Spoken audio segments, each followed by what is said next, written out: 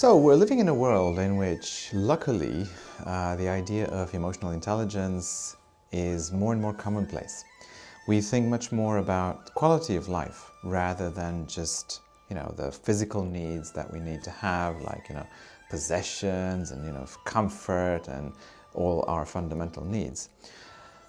But what I encounter as a therapist every day in my clinical practice is a series of misconceptions, because we're still at a relatively primitive stage and there are a lot of cliches surrounding quality of life and what a healing process should entail. For example, the idea that we need to get it out, right? Like, we have this thing called emotional baggage, and if we were just able to spit it out and get rid of it, that could be, be all end all, and that would be the end of it and the supreme medication or resolving of the problem.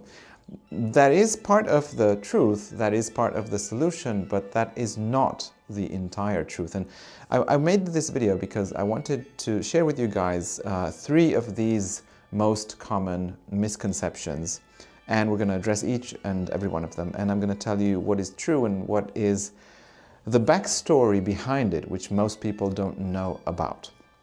So if you don't know me, guys, I'm Octavian. Octavian Sberna is my name. I'm a therapist. I'm an acupuncturist.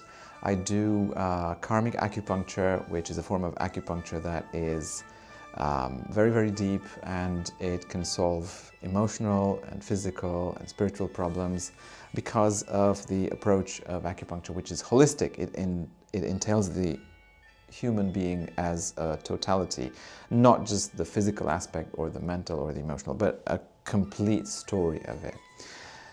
So let's dive right in. So let's start with this idea, right? If there is this thing called emotional baggage, right? We have a kind of an unspoken part of our emotions that is deep within us, and it kind of gnaws at us because we would like to express them, we would like to talk about them, we would like to say what we didn't dare say because we didn't want to upset anyone, because we didn't want to, be excluded from different circles and stuff like that. And yeah, that is a big part of therapy. But the truth is, and again, I'm speaking this based on working every day in my clinic with patients and facilitating their healing, and working especially with patients that have been, before coming to me, in years and years and years of psychotherapeutic approaches of one kind or another, or various other therapies, or even psychotherapists themselves who are doing this professionally, but they themselves as patients have become stuck at one point or another. And the idea is that it's very simple. Getting things out is not enough. That's the pure and simple truth. Getting things out of your system is not enough. And actually, you need to put things in before you take things out. Now, what do I mean by that? When we think about unspoken emotions, we are talking about emotions that are repressed, right? So in order to get rid of the repressed emotions, we need to understand why they are stuck, because otherwise we won't stand a chance of actually dealing with them, right? So what happens is the following. Something traumatic happens, and how do we define something traumatic? It's something that is so powerful, so overwhelming, and of course negative, right? Because if it's something positive, it's very unlikely it will overwhelm us, right? But it's something that is negative and it's overpowering that we can't process it. And there is this thing called, I call it the first law of the psyche. We do not have the right to say no to emotions, right? We don't have the ability to reject these and say, you know what, I'm just not gonna deal with it, and I don't want to experience that.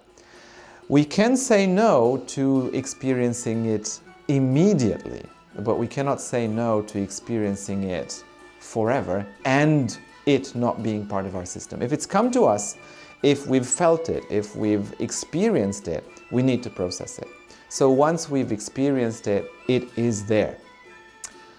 We can process it right away if we have the resources, and if we don't have the resources, we can say, look, it's overwhelming. Of course, all these are subconscious processes, right? And if we are overwhelmed by it, we can say, it's too much, I'm going to repress it for now. And that means that it's stored in the subconscious and it becomes part of our emotional luggage, right? That is how emotional luggage is formed. So, of course, it'd be better if we could just take that luggage out and expel it and put it to a side, but it's not as simple as that. So, what happened in the first moment? How did we come to repress it? We didn't have enough resources, right? We were overwhelmed. Now, overwhelmed meaning, what's the balance between the emotional resources that we would need to have in order to process this luggage and the amplitude, the magnitude of the emotional impact of whatever that is, the experience, right? If it's too painful, it's too overwhelming, right? It's relative to a quantity of internal resources that we have. So it's the key is it's relative to that. What do I mean by that? If we increase the emotional resources we have, it stops being overwhelming. And that means that at that moment we can start processing it. So that's how we actually do it in therapy, right? We don't open up a wound and just hope that it's going to come out, because it's not going to come out. It's just that would just be re-traumatizing. So instead of doing that, what we do is we cultivate the internal resources like self-love, self-validation, stability. So all these things need to be, developed and further grown in order to have a better ability to face those very difficult emotions. And how do we do that? In emotional acupuncture, in karmic acupuncture, we activate the archetypes of the mother and of the father and of the family. And that's where the source of all our emotional resources is coming from, right? And once that happens, we feel more stable, more secure, more able to deal with these emotions that are very difficult in such a way that we're not overwhelmed by them. So what happens? When that level is achieved, right, and who's going to say that it is? The subconscious is the one who's judging whether that level is achieved or not. But when it is achieved, the subconscious will automatically bring those emotions up to the surface. And of course, from the point of view of the conscious mind, you don't feel something and then suddenly it pops from the subconscious into the conscious mind and it feels like that emotion has come out of nowhere, right? So this is why these kinds of treatments are quite rattling, right? Even though in principle they are cultivating resources, the effect is not only the cultivation of resources, but it's actually a whole shitstorm that's coming up, because that's the whole emotional luggage coming up, because now it's not overwhelming anymore. So now it's coming up to be processed. So what do we mean by processing it? Well, normally an emotion comes up, we stay with it, we kind of, let it seep in, and we need to, kind of draw some conclusions. These are not rational cognitive conclusions. They are just, letting things be processed in an almost kind of automatic way. But we need to kind of make our peace with them and come to some conclusions. And that's when our psyche is able to really let go, right? So, guys, this is why it's not only about letting things go, right? We need to put things in before we take things out. Otherwise, our subconscious will not let us take out the garbage. Because it's not only about taking out the garbage. Of course, that's the end result that we want. But actually, much more importantly, and this is why we're here, at least in my opinion, we need to experience those things. Yes, they were painful. They were not, easy to deal with, right? But we need to experience them, and we need to be touched by them, and we need to let them contribute to who we are and how we understand life, because ultimately this is why we're here. This is why there is this first law of the psyche that doesn't let us, just throw out the garbage, and because otherwise that would be a very simplistic and hedonistic way of looking at life and spirituality in general, right? We just want pleasure, we don't want pain, end of story. That doesn't really capture why we're here. We are here to be touched by things, to experience things, and to grow and evolve. First and foremost, our perception, our maturity, our understanding. But in order to do so, we need to process them. In order to process them, we need those resources. This is why we need to cultivate those resources in. As I say, we need to put things in before we put things out. Now, another misconception, the second one we're going to address is, oh, but I was able to say what I wanted to say. Imagine, a dynamic between a husband and a wife. And let's say the wife is unhappy that the husband doesn't really do much in the house, right? Like he's just a couch potato and sits there and does nothing. And of course, she's frustrated and she's doing all the work whilst he's just, sitting there on the couch and doing nothing, and she's frustrated. And she finally gets the courage to tell him, hey, I'm not happy that you do this and I do all the work, and, So what's happening, right? Okay, definitely a good step forward, right? But is it enough? Because this is the cliche that I'm addressing. Many people think that, oh, I was victorious, I was able to tell him that. Okay, did it change?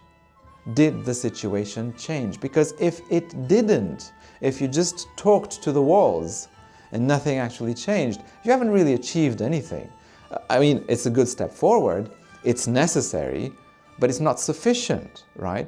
So the best catharsis is not talking, it's not discussion, it is action, right? And this aims towards another subject that we're probably going to address in one of the later videos.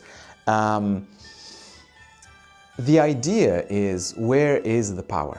Because whenever we have this image of, oh, I hope that once I tell him or her whatever, then he or she is going to do whatever, it's a hope and pray strategy, right? And now where is that power? It's in the other person's lap, right? You don't have the power, you just hope, right? So you already put yourself in a position of powerlessness and you hope that things are going to be okay, which is obviously not good because you're putting yourself in a position of no power.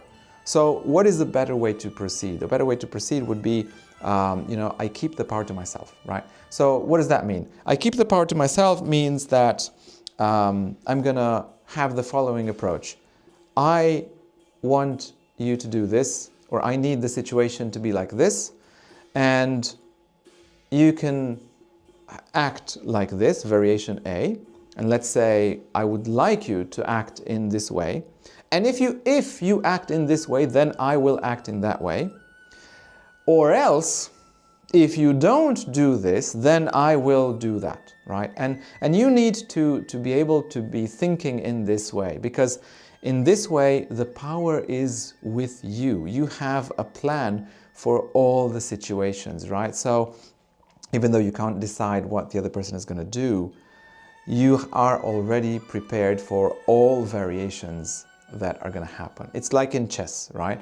If the opponent does move A, then I counter with this, and if he or she does move B, I counter with this. And in either case, I am in a good position, right? The same you should do also, right? Don't leave your power to the other side. Make sure that the power is with you. Only then can you be free of frustration, right? So again, the main message, starting from this cliche that it's enough just to talk about things. No, it's not enough just to talk about things. You need to act.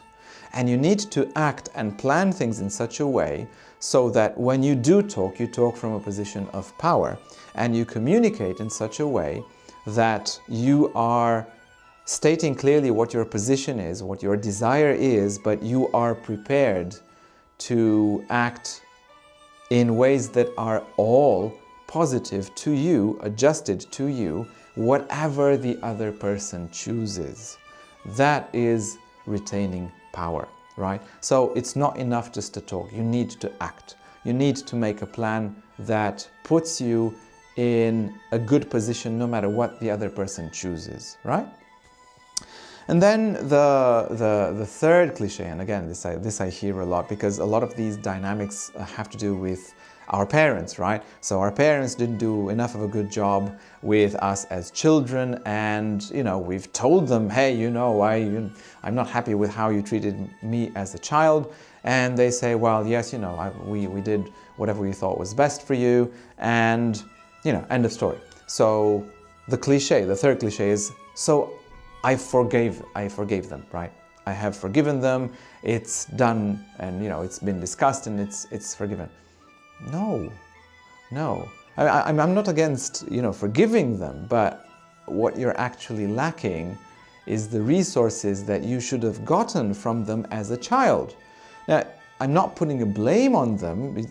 They tried to be the best parents they could, and the best parents that they had resources for being. I mean, sometimes parents can't be their best versions because they need to work, they need to provide things for the family, and that entails being away for some period of time, which is not necessarily emotionally the best idea for the child, but it may be physically or circumstantially necessary. So it's not something that is on them, it's not their fault, right?